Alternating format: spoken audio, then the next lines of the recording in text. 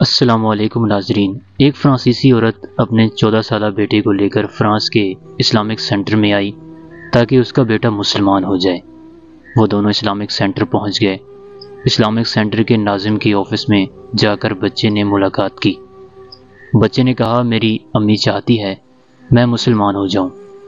مرکز اسلامی کے ناظم نے بچے سے پوچھا، کیا تم اسلام قبول کرنا چاہتے ہو؟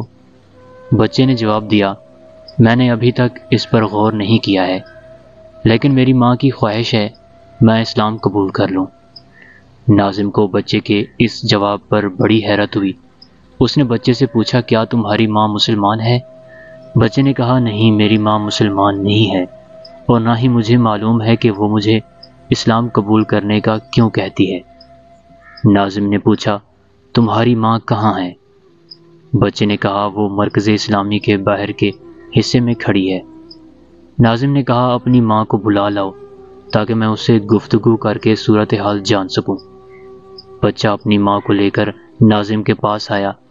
ناظم نے ماں سے پوچھا کہ کیا یہ بات درست ہے کہ تم مسلمان نہیں ہو اور یہ چاہتی ہو کہ تمہارا بیٹا مسلمان ہو جائے؟ ماں نے کہا، یہ بات بالکل ٹھیک ہے۔ ناظم کو اس جواب پر بڑی حیرانی ہوئی۔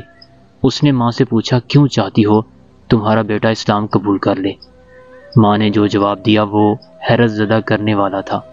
ماں نے بتایا، میں پیرس کے جس فلیٹ میں رہتی ہوں، میرے فلیٹ کے بالمقابل ایک مسلم فیملی کا فلیٹ ہے۔ اس کے 2 بچے یونیورسٹی میں تعلیم حاصل کرتے ہیں۔ صبح و شام جب بھی یہ دونوں بچے گھر سے نکلتے ہیں یا گھر میں داخل ہوتے ہیں، وہ اپنی والدہ کی پیشانی چومتے ہیں اور ہاتھ کو بوسہ دیتے ہیں اور بڑے احترام اور ادب سے اپنی ماں کے ساتھ پیش آتے ہیں، گویا وہ ماں کسی ملک کی پرائم منسٹر ہے۔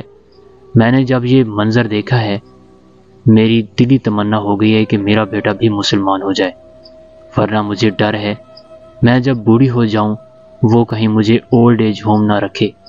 میں چاہتی ہوں وہ میرے ساتھ ایسا سلوک کرے جیسے یہ مسلم ماں کے بچے اپنی والدہ کے ساتھ کرتے ہیں۔